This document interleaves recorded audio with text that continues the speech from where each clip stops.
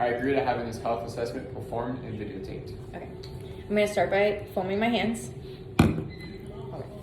Hi, my name is Emily. I'm going to be your student nurse today. I'm going to be performing a perfusion focused assessment on you. Is that okay if I proceed? Yes. All right. I'm going to start by inspecting the patient's precordium. I don't see any noticeable masses or lesions or pulsations on the chest. Also, the skin color is even in tone.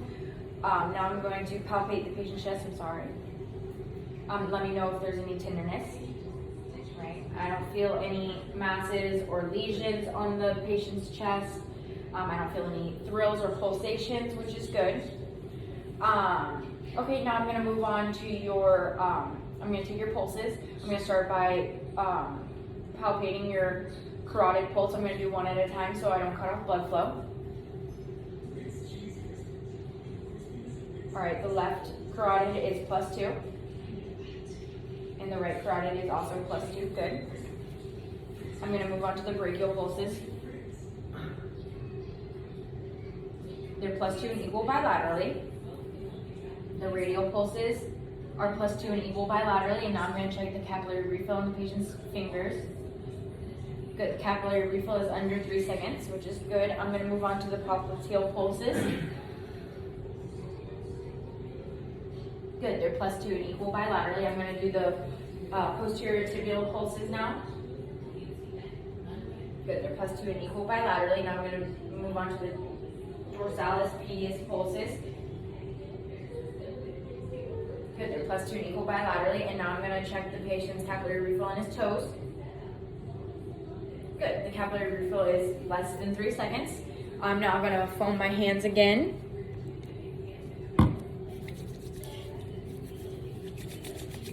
And I'm going to clean my stethoscope because now I'm going to auscultate your carotid artery, all right?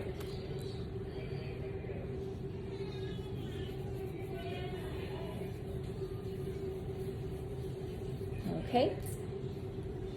So now I'm just going to listen to your carotid artery. I'm going to use the bell of my stethoscope.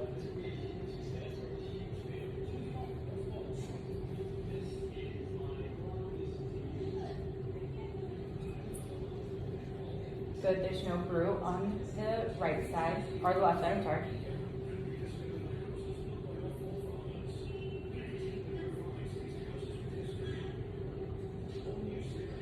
Good, there's no brew on that side either. Now I'm just gonna listen to your heart. All right, I'm gonna start by finding the aortic valve, which is gonna be on the right side. It's gonna be the second intercostal space down into the left, or the right, just a little bit. And S2 is going to be louder in this area. Good. Now I'm going to move over to the left side, and it's going to be in the second intercostal space. I'm listening to the pulmonic valve, and S2 is going to be louder in this area. Good. And now I'm going to move down to the third intercostal space, and I'm going to listen to Erb's point, and there's no significant valve here.